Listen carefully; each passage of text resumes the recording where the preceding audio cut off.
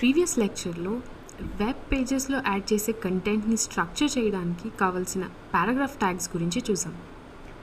But అవి discuss చేస్తున్నప్పుడు paragraph tags మధ్యలో మనకి బోల్డ్, అండర్లైన్డ్, స్ట్రైక్డ్ ఇలాంటి టెక్స్ట్ కోసం కొన్ని కామన్ HTML టెక్స్ట్ ట్యాగ్స్ ఉన్నాయి.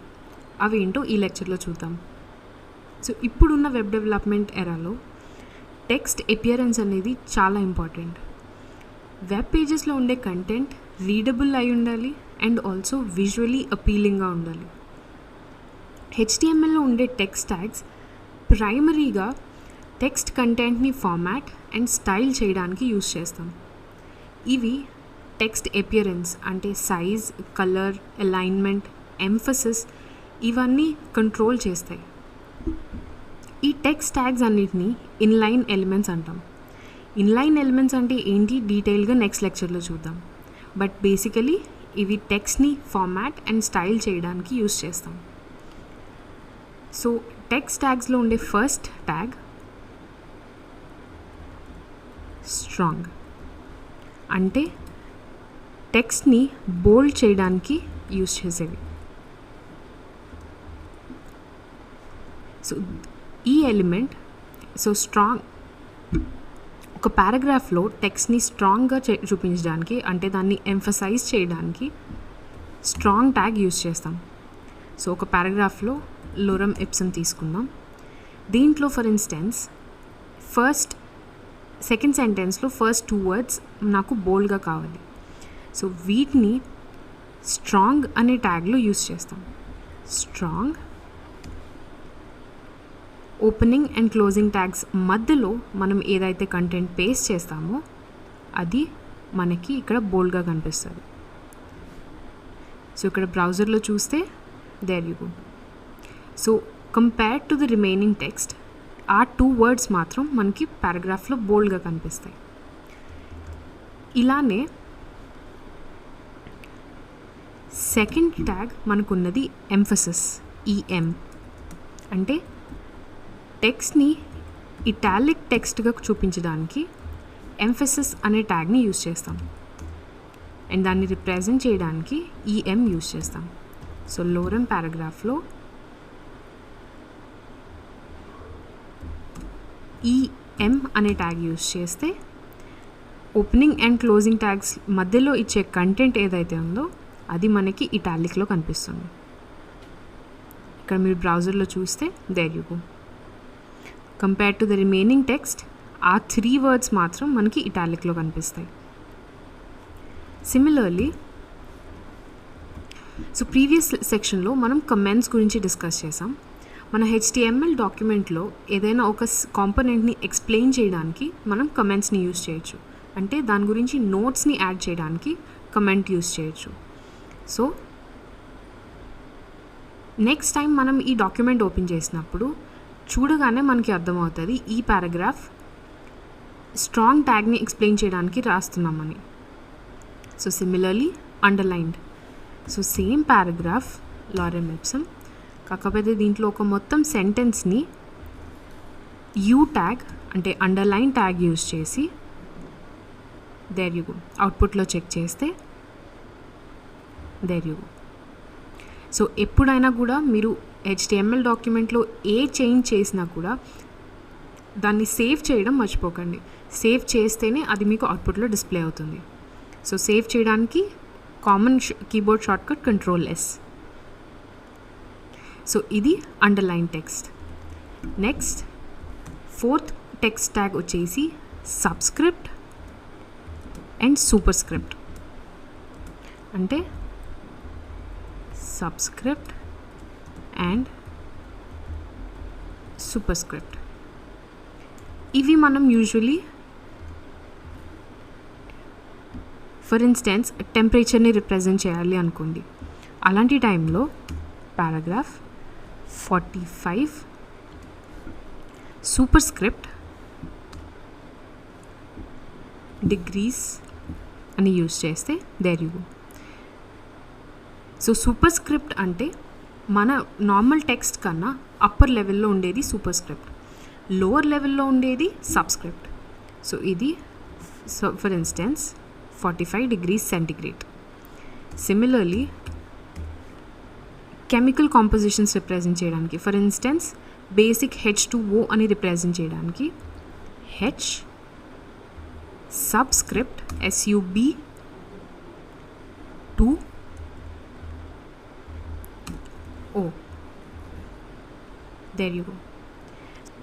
ఇలాంటి అప్పర్ ఆర్ లోవర్ లెవెల్ టెక్స్ట్ని రిప్రజెంట్ చేయడానికి సబ్స్క్రిప్ట్ ఆర్ సూపర్ స్క్రిప్ట్ ట్యాగ్స్ని యూజ్ చేస్తాం, అండ్ అవి షార్ట్కట్లో SUP and SUB.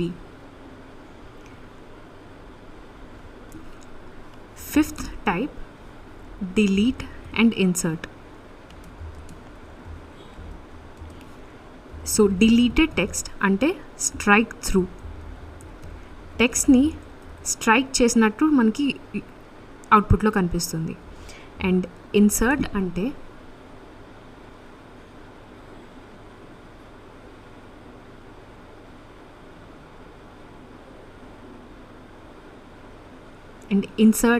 అంటే ఆ స్ట్రైక్ చేసిన టెక్స్ట్ ప్లేస్లో మనం అప్లై చేసే న్యూ టెక్స్ట్ కనిపించడానికి inserted new text. Comment. So ఇక్కడ పారాగ్రాఫ్ లారెమ్ ఇప్సన్. దీంట్లో ఫర్ ఇన్స్టెన్స్ ఈ పర్టిక్యులర్ సెక్షన్ ఆఫ్ ద పారాగ్రాఫ్ని నేను డిలీట్ చేద్దాం అనుకుంటున్నాను.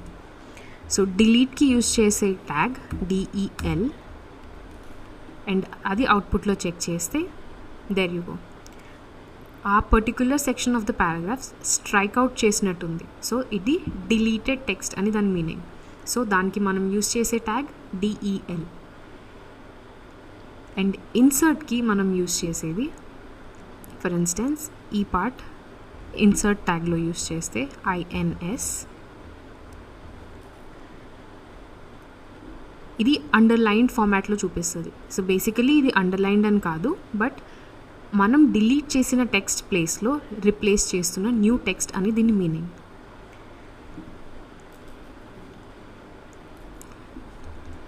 Finally, sixth kind of text tags, abbreviations and citations.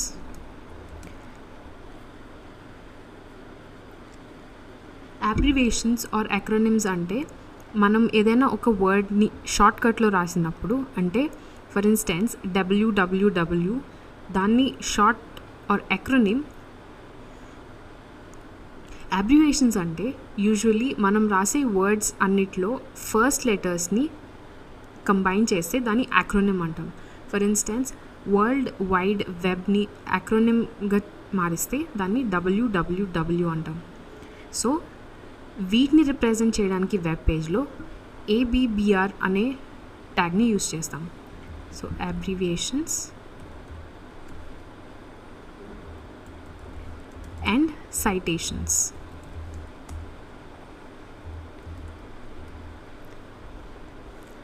Paragraph lorem ipsum. దీంట్లో మధ్యలో www. సో దీన్ని మనం ఒక అబ్రివేషన్ కింద చూపిద్దాం అనుకుంటే ABBR,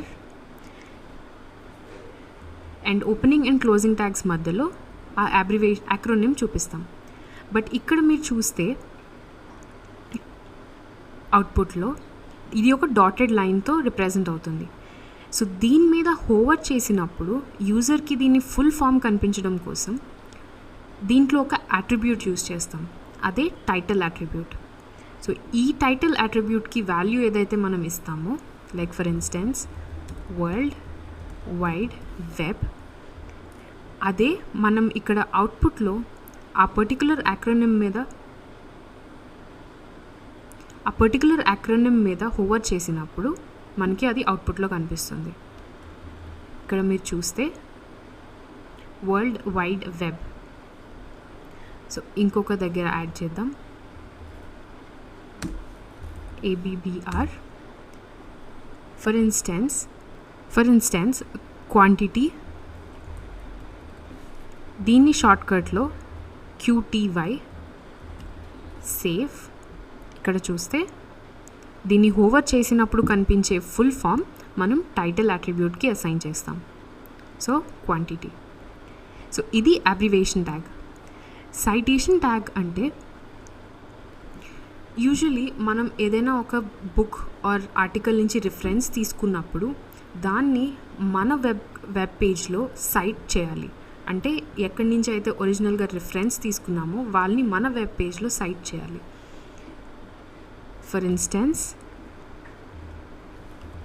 సైట్ ట్యాగ్ యూజ్ చేస్తే దేర్ యు గో.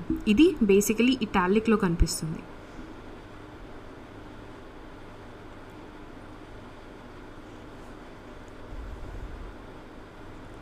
ఇది మనకి ఇటాలిక్లో కనిపిస్తుంది. అంటే మనం ఈ పర్టిక్యులర్ రిఫరెన్స్ నుంచి ఈ పారాగ్రాఫ్ మనం ఎక్స్ట్రాక్ట్ చేసినట్టు. సో ఇది సైటేషన్ అండ్ అబ్రివేషన్ ట్యాగ్స్. ఇంకా కామన్ టెక్స్ట్ ట్యాగ్ ఒకటి కోడ్.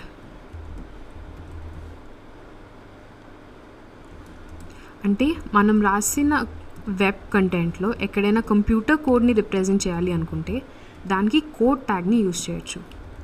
కోడ్ దీంట్లో మనం ఫర్ ఇన్స్టెన్స్ లారెమ్ పారాగ్రాఫ్ని ఇంక్లూడ్ చేస్తే ఇది ఒక డిఫరెంట్ ఫాంట్ స్టైల్లో మీకు ఇక్కడ వెబ్ పేజ్లో రిప్రజెంట్ అవుతుంది as compared to the remaining text. So usually by default మనకి ఎప్పుడైనా వెబ్లో ఉండేది టైమ్స్ న్యూ రోమన్ అనేది డిఫాల్ట్ ఫాంట్ ఫ్యామిలీ. బట్ మీరు ఇక్కడ చూస్తే కోడ్ ట్యాగ్లో యూజ్ చేసిన కంటెంట్ మాత్రం డిఫరెంట్ టెక్స్ట్లో కనిపిస్తుంది. సో ఇక్కడ H1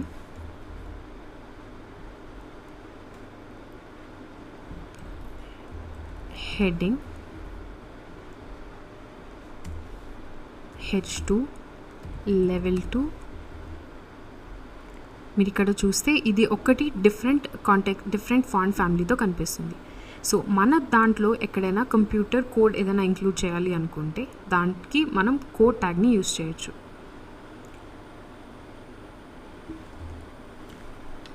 next pre tag. Usually ఇది పోయమ్స్ వీటిని రిప్రజెంట్ చేయడానికి యూజ్ చేస్తాం. ప్రీ ట్యాగ్ అంటే మనం ప్రీవియస్ సెక్షన్లో డిస్కస్ చేసాం. విజువల్ స్టూడియో కోడ్ అనేది ఆర్ మన బ్రౌజర్ ఎప్పుడైనా వైట్ స్పేసెస్ని ఇగ్నోర్ చేస్తుంది. అంటే మనం ఇక్కడ ఎంత గ్యాప్ ఇచ్చినా కూడా అవుట్పుట్లో అది సింగిల్ మార్జినే తీసుకుంటుంది. ఎందుకంటే visual studio code and browser మన వైట్ స్పేసెస్ని ఇగ్నోర్ చేస్తుంది. సో మీరు ఇక్కడ పారాగ్రాఫ్ మధ్యలో ఎన్ని గ్యాప్స్ ఇచ్చినా కూడా అబ్రివేషన్లో ఇక్కడ అది సింగిల్ స్పేస్ కింద తీసుకుంటుంది. సో బట్ మనకి కొన్ని కైండ్ ఆఫ్ కంటెంట్ ఉంటాయి. లైక్ ఫర్ ఇన్స్టెన్స్ ఒక పోయం ఉంది, పారాగ్రాఫ్ లారెమ్ ఎప్సన్. బట్ దీన్ని మనం ఎగ్జాక్ట్గా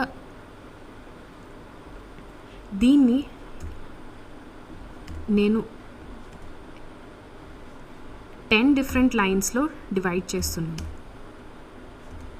బట్ మనకి అవుట్పుట్లో అది సింగిల్ పారాగ్రాఫ్ లానే కనిపిస్తుంది. ఇలా కాకుండా నాకు ఇది ఎగ్జాక్ట్ ఫార్మాట్లో అవుట్పుట్లో రావడానికి ప్రీ ట్యాగ్ని యూజ్ చేస్తాం. సో మనం కోడ్ ఎడిటర్లో ఎలా డిస్ప్లే చేస్తున్నామో, ఎలా కంటెంట్ టైప్ చేస్తున్నామో అది ఎగ్జాక్ట్గా